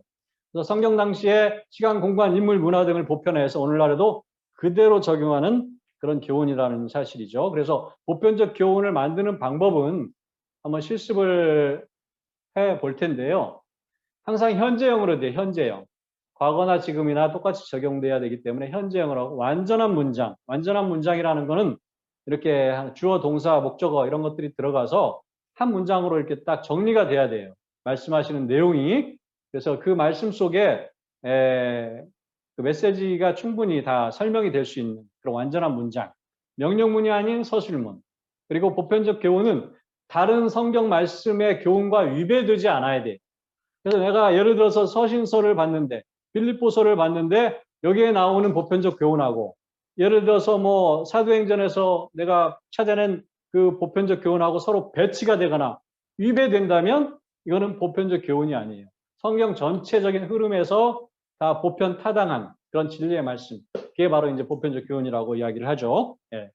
그래서 참고로 실습을 해보면, 자, 우리가 이런 식으로 이제 보편적 교훈을 이제 찾아내는데, 빌립보서를 관찰 해석을 했어요. 그랬더니 빌립보 교인들은 예수님의 마음을 품어야 했다라는 그런 관찰과 해석을 했어요. 그리고 고린도 교회에서 영적 은사보다 더 중요한 건 사랑이다. 뭐 이런 명제들이 나오잖아요. 실제로 관찰하다 보면. 그리고 예수님은 그의 제자들을 전도하라고 명령하셨다. 그리고 하나님은 니느웨 백성조차 회개했을 때 그들을 용서하셨다. 이러한 내용들이 관찰 해석을 통해서 나와요. 근데 요거를 이제 요 말씀을 보편적 교훈으로 어떻게 바꿔요? 바로 이 빌립보 교인을 뭐라고 바꿉니까? 믿는 자로. 그죠? 그 당시 고린도 교회나 빌립보 교회 교인들에게 한 그 말씀을 믿는 자라는 단어로만 이렇게 바꿔주면 돼요. 그러면 믿는 자는 예수님의 마음을 품어야 한다. 현재형이 되는 거죠. 현재형으로. 고린도 교회에서 말씀하셨잖아요. 사도 바울이 고린도 교회에 말씀하신 그 말씀이 그 고린도 교회에만 해당되는 것이 아니고 오늘날 내게도 해당될 수 있다는 거예요. 그래서 고린도 교회에 교훈하는 그 말씀, 사랑에 대해서 강조를 하지만 거기서 강조하는 것은 영적인 은사도 중요하지만 더 중요한 것은 사랑이라는 거잖아요. 근데 요거를 오늘날 어떻게 적용해야 돼요? 명제를 만들어야 되잖아요. 보편적 교훈, 공동체 안에서, 교회 안에서, 오늘날 교회 안에서도 사랑은 은사보다 더 중요하다. 이게 이제 보편적 교훈이 되는 거예요. 사실 요게 나오고 그 다음에 요 안에서 나 자신을 또 적용시키는 거죠. 근데 여러분이 이제 보통 큐티하고 그럴 때는 이런 것들이 생략되어 있어요. 생략. 그죠? 빨리 넘어가서. 근데 이런 것도 한번 성경 공부할 때 한번 찾아보고 요걸 가지고 적용점으로 연결시키는 훈련을 해보면 참 좋을 것 같다라고 이제 말씀을 드리는 겁니다.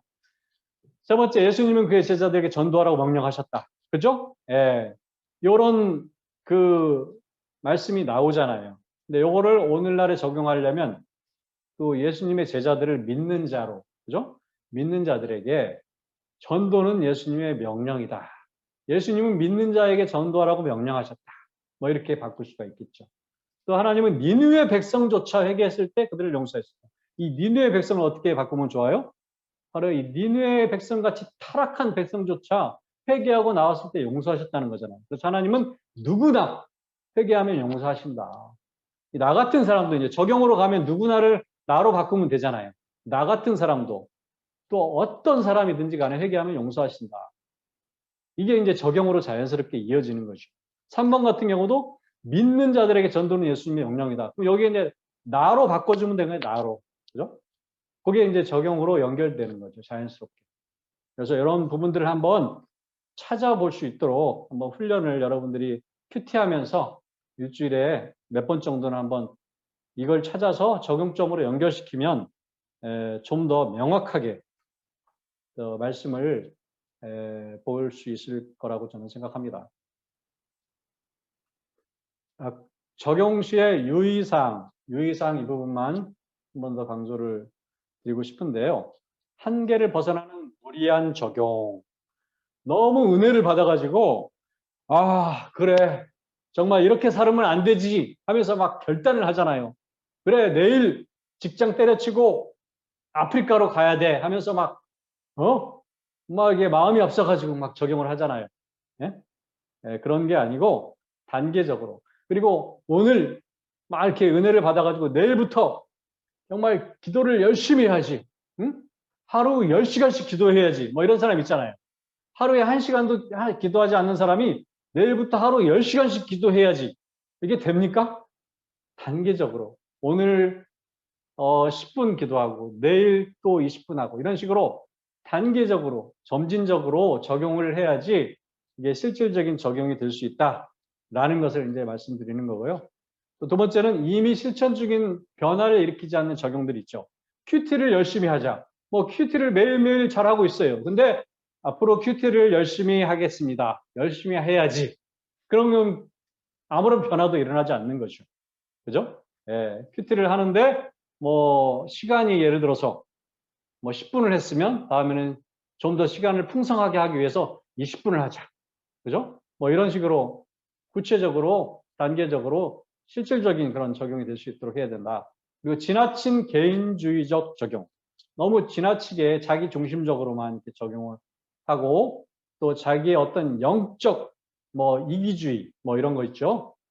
자신의 어떤 은혜 받는 쪽으로만 무조건 적용하는 경우도 있죠. 나의 어떤 섬김, 이웃을 위한 책임, 공동체에 대한 어떤 헌신 이런 부분에 대해서는 적용점이 잘 안 나오고 무조건 자기 자신이 은혜 받는 쪽으로만 적용을 한다면 그것도 잘못된 그런 적용이 될 수가 있는 거죠. 이런 적용점들은 좀 유의해서 우리가 적용할 때 참고하면 좋을 것 같습니다. 그리고 이걸 하다 보니까 이제 묵상이라는 말들이 많이 나오죠. 도대체 관찰, 해석, 적용인데 묵상은 뭐냐? 보편적 교훈은 뭐 이제 알겠는데 이제 묵상이라는 부분이 참 중요한데 왜 기납법적 성경 공부에서 이 관찰, 해석, 적용만 이야기하느냐라고 이제 질문할 수가 있어요. 근데 이 묵상은 사실은 관찰할 때도 사실 묵상이 들어가고요. 해석할 때도 묵상이 들어가고 이게 다 들어가요. 특히 적용하기 전에는 이 묵상이 꼭 필요하죠.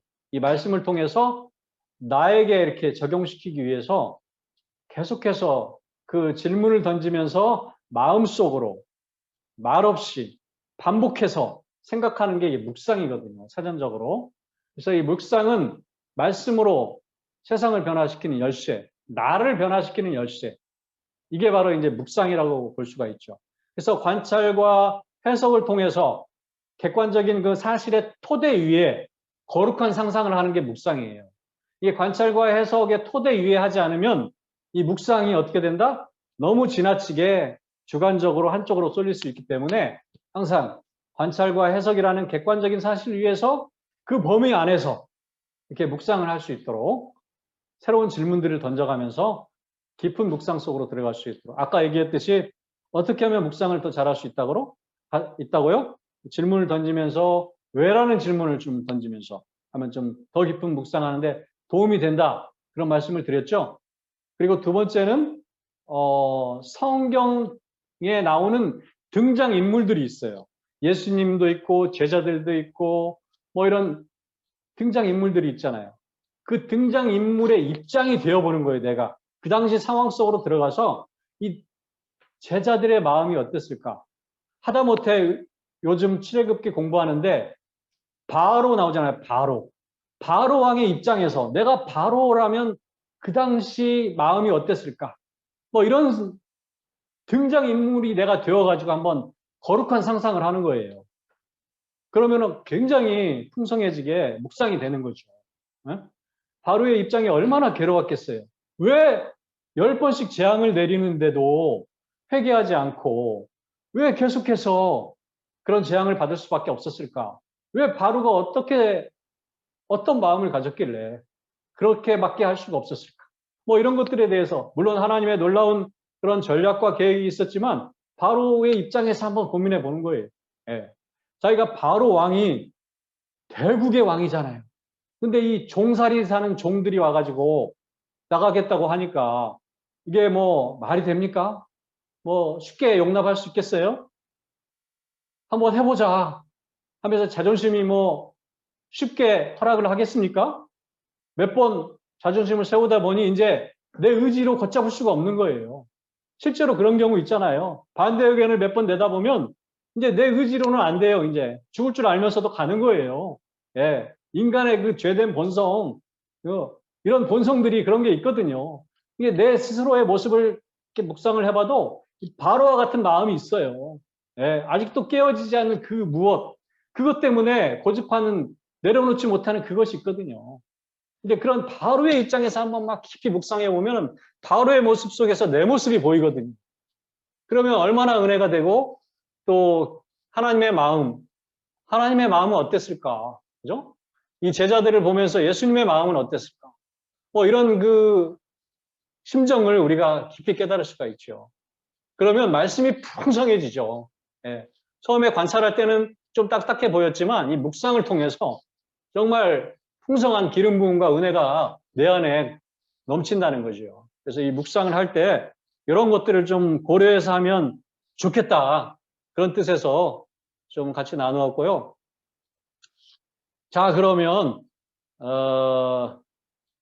정말 쉬운 걸로 해서 여러분 짜증 내지 않고 스트레스 안 받도록 요한복음 3장 16절을 가지고 관찰해서 적용까지 할 수만 있다면 이 보편적 교훈까지 한번 찾아보시고 이 적용점, 실천 계획까지 한번 만들어 보면 어떨까요? 괜찮을까요? 제가 한 10분 정도 내지는 여러분 표정을 보고 중간에 이제 자를 수도 있는데 뭐 요 말씀을 가지고 관찰을 먼저 하고 지난번에 했던 거 기억나시죠?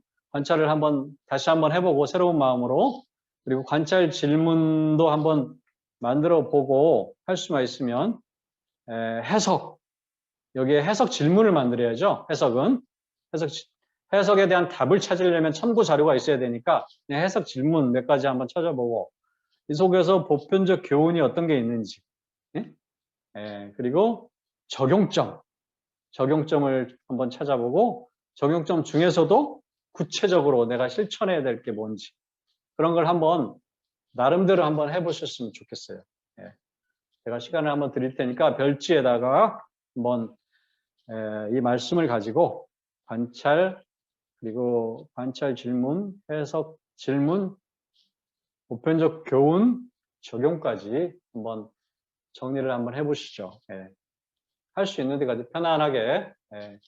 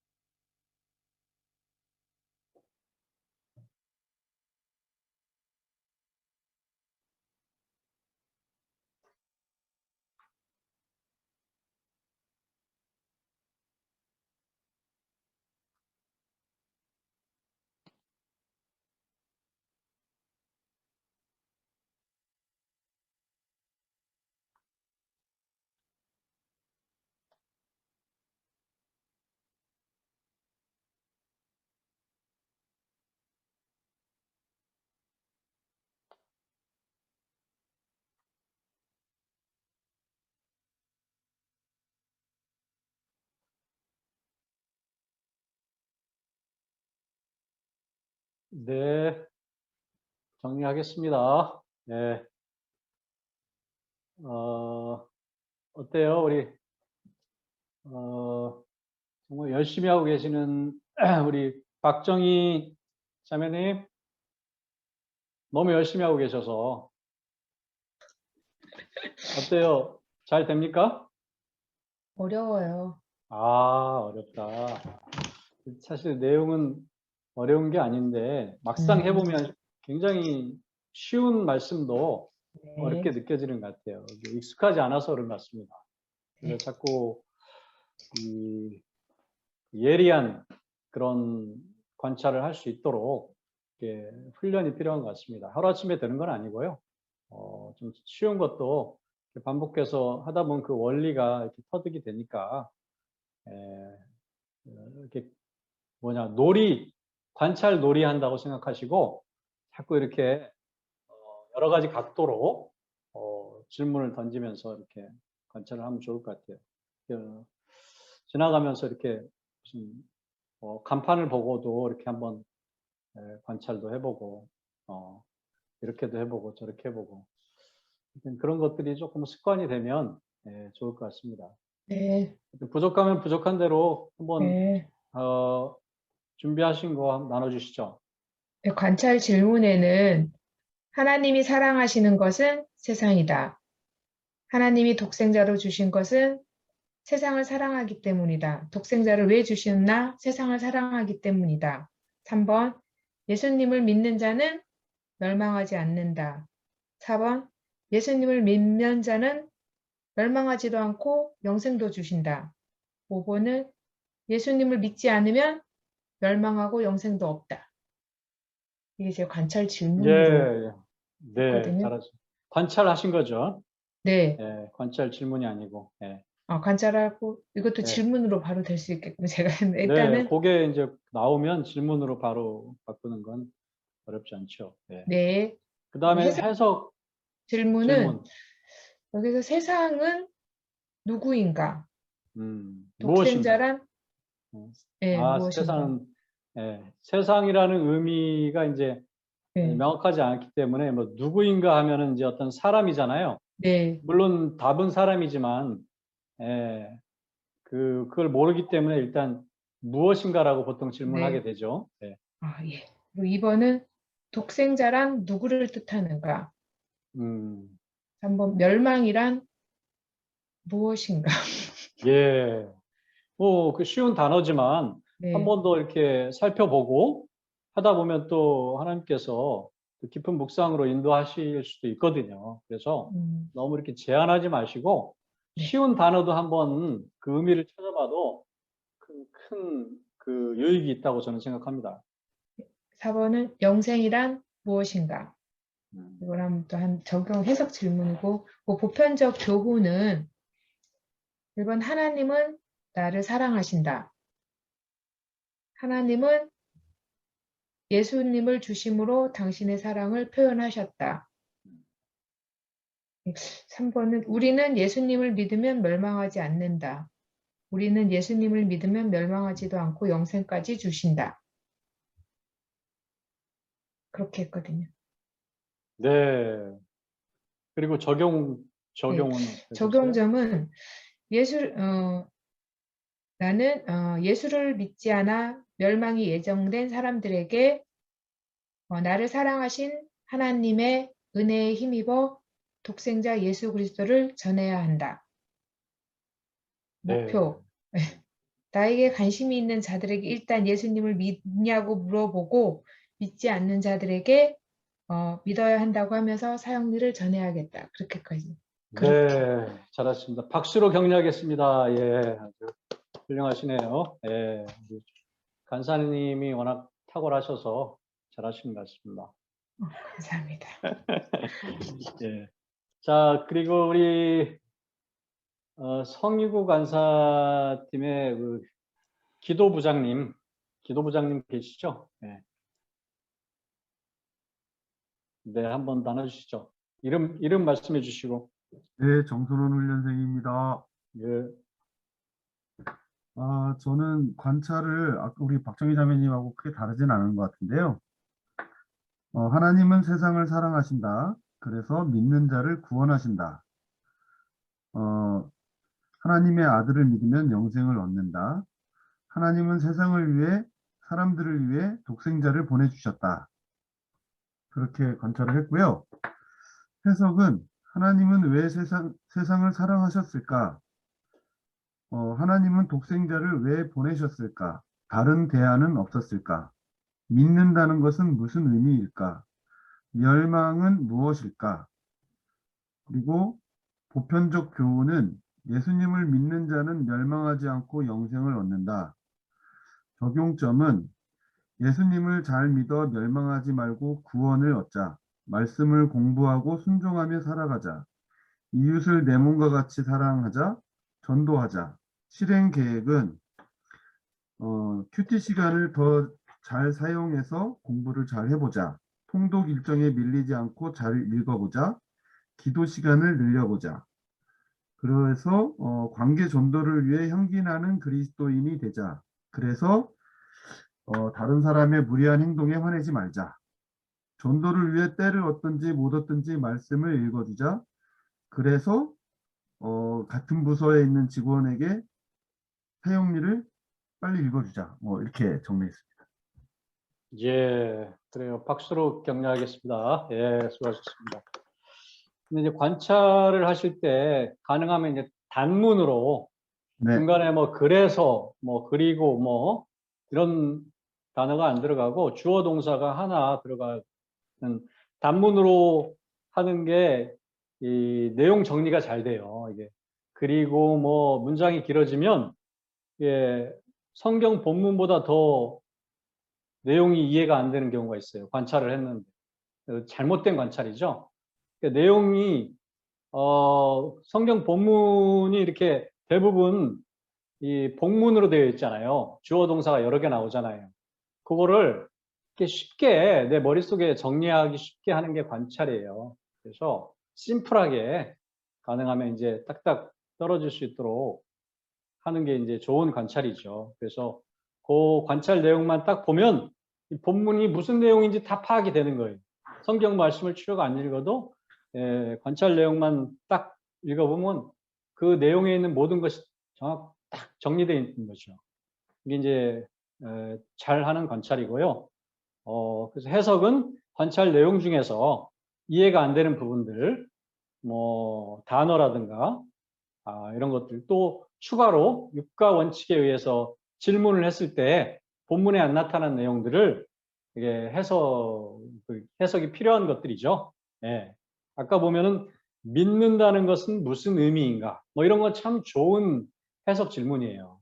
믿는다는 게 어떤 의미인지 이런 것도 굉장히 많은 생각을 해야 되고 묵상이 필요한 거거든요. 그런 걸 통해서 또 이거 뭐 한마디로 이렇게 정리할 수는 없지만 굉장히 깊이 있는 묵상이 될 수가 있죠. 그래서 해석 질문을 던졌을 때 이 참고 서적을 찾아봐도 안 나오는 것들이 있을 수가 있어요. 그런 것들은 어떤 개인적인 묵상을 통해서 또 함께 나누다 보면 여러 사람들의 의견을 듣다 보면 자연스럽게 이렇게 방향이 정해지고 정리가 되기도 하거든요. 그래서 이 귀납법적 성경 공부는 리스크가 있기는 있어요. 왜? 체계적이지 않기 때문에 각자의 어떤 주관적인 부분이 섞일 수가 있습니다.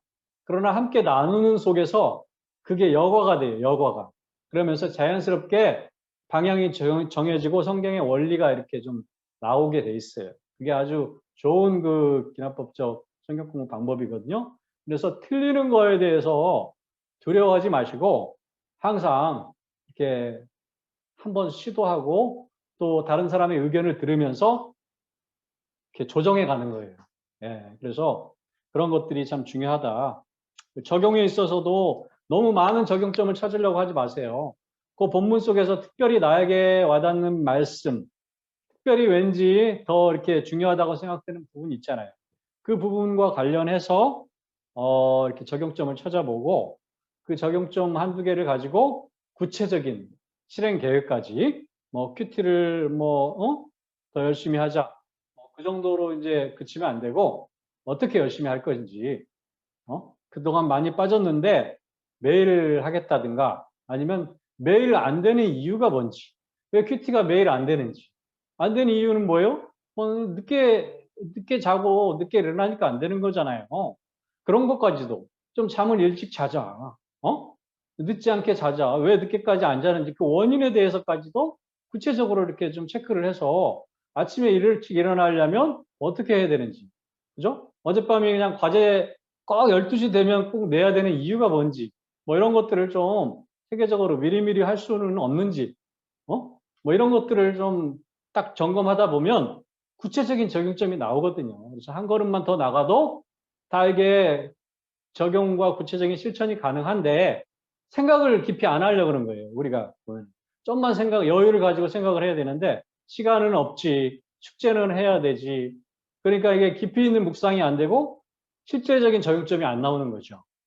그래서 좀 시간을 가지고 여유를 가지고 매일은 못하지만 일주일에 몇 번이라도 이렇게 좀 풍성하게 정말 1시간 정도 이렇게 두세 사람이 이렇게 만날 수 있으면 만나서 하면 제일 좋죠. 그래서 큐티 모임 이런 것들을 좀 직장 안에서 신혼들과 좀 일주일에 한 번이라도 하는 게 정말 좋아요. 그래서 그 시간은 정말 풍성하게 깊이 있게 더 말씀을 볼 수 있거든요. 이제 그런 걸 좀 권면 드리고 싶고요. 지금은 좀 부담스러워할 수도 있는데 정말 너무 중요한 부분이고 우리 한국 교회의 위기가 뭐라고 생각하세요? 사람마다 굉장히 그 분석하고 진단하는 차이는 있지만 결국은 우리 말씀의 위기라고 합니다. 말씀의 위기. 여러분 홍수 속에 먹을 물이 없다라는 말 들어보셨죠? 홍수가 나가지고 물은 많은데 먹을 물이 없어요. 말씀의 홍수예요. 말씀의 홍수. 인터넷을 보고 유튜브를 봐도 너무너무 좋은 말씀들이 너무 많아요. 근데 그 말씀을 듣고 그냥 좋다. 그냥 그걸로 끝나요. 변화가 안 돼요. 삶의 변화가. 이게 한국교회의 또 다른 위기라고 이야기하시는 분들이 있어요. 근데 왜 변하지 않는 거예요? 이 말씀 묵상을 통해서 내가 발견하고 내가 적용점을 찾고 내가 고민해서 이게 그 실천 계획에 나오면 그래도 조금이라도 내가 변화하려고 노력하는데 그냥 좋은 말씀 듣고 구체적인 정의점이 없어요. 은혜 받았다. 그리고 나가다가 주차장에서 한바탕 하고 은혜 다 거기다 버리기도 하고 뭐 그런 거 아닙니까? 실질적으로 한 가지 말씀이라도 붙잡고 적용하려고 직장 안에서 옆에 있는 사람 정말 내가 싫어하는 그 왼수를 위해서 기도하고 그 사람에게 뭔가 내가 손해보고 희생할 수 있는 방법들을 고민하고 하나님 말씀을 적용하려고 이렇게 해야지 내가 변하고 세상이 변하는 거예요. 세상이 변하는 거를 위해서 하나님은 나를 변화시키길 원하시거든요. 내가 안 변하면 절대 세상 안 변하거든요. 환경이 여러분 바뀌는 것도 중요하지만 내가 안 바뀌면 환경도 안 바뀐다는 사실. 똑같은 문제가 반복돼요. 여러분 내가 직장에서 적응 안 돼서 다른 직장 가세요. 똑같은 문제가 또 생겨요. 내가 변화되기를 원하시는 하나님의 그 메시지 그걸 가지고 고민하고 정말 어제보다 나은 오늘이 될 수 있도록 이렇게 매어 달리지 않으면 이게 안 되는 거거든요. 이 세상이 얼마나 악하고 우리를 힘들게 하는지 모릅니다. 그런 차원에서 정말 말씀을 통해서 우리가 정말 한국교회를 살리고 또 한국교회가 정말 이단이 얼마나 흥행한지 아시잖아요. 이단만큼 성경 공부 열심히 하는 데가 없어요. 한국교회가 광고 시간에 하는 말씀이 뭐예요? 제발 다른 데 가서 성경 공부하지 마라. 대신에 성경 공부를 열심히 가르치면 다른 데 안 가거든요. 근데 성경 공부를 너무 안 가르치니까 다른 데 가는 거 아닙니까? 적극적으로 대응을 해야 되는데 너무 소극적으로 가지 마라. 그리고 성경 공부를 제대로 안 가르치고 말씀을 그냥 듣는 것으로만 그냥 목사님에 의존하는 그런 신앙인으로만 가르치다 보니까 성도들이 항상 의존적인 신앙생활, 다른 사람을 제대로 전도하고 양육하는 것은 생각도 못하는 거죠. 종교개혁 이전으로 돌아가고 있다는 사실이에요. 그래서 너무 통탄할 일이고 하여튼 여러분들 우리 비비비만이라도 소수의 사람들만이라도 이 말씀을 통해서 은혜 받고 한 사람을 전도하고 한 사람을 주님의 제자로 세우기 위해서 우리가 기도하고 매어 달린다면 내가 어느 순간에 정말 하나님 앞에서 성숙한 모습으로 탁월한 순장으로 변화되어 있을 거라고 믿습니다. 아멘. 그런 마음으로 정말 작은 것에 최선을 다하고 충실할 때 하나님께서 우리에게 필요한 능력과 은사도 부어주실 줄 믿습니다. 그런 마음으로 좀 끝까지 남은 기간 훈련을 감당했으면 좋겠습니다. 아멘. 네, 제가 마무리하고 여기서 마치도록 하겠습니다. 하나님 감사합니다. 정말 자격 없고 부족한 자가 또 귀납법적 성경 공부에 대한 방법들에 대해서 나눴는데 혹시 잘못 전달된 부분이 있으면 주님 용서하여 주시고 우리 훈련생 각자에게 꼭 필요한 말씀으로 인도하여 주시옵소서. 아버지 하나님, 남은 훈련 기간도 주님께 의탁드립니다. 정말 주어진 환경 하에서 최선을 드릴 때 하나님께서 각자에게 부어주시는 놀라우신 하나님의 사랑과 계획들을 발견하고 또 확신 가운데 거할 수 있는 귀한 시간들로 인도하여 주시옵소서. 남은 시간도 주께 의탁드리며 존귀하신 예수님의 이름으로 기도합니다. 아멘.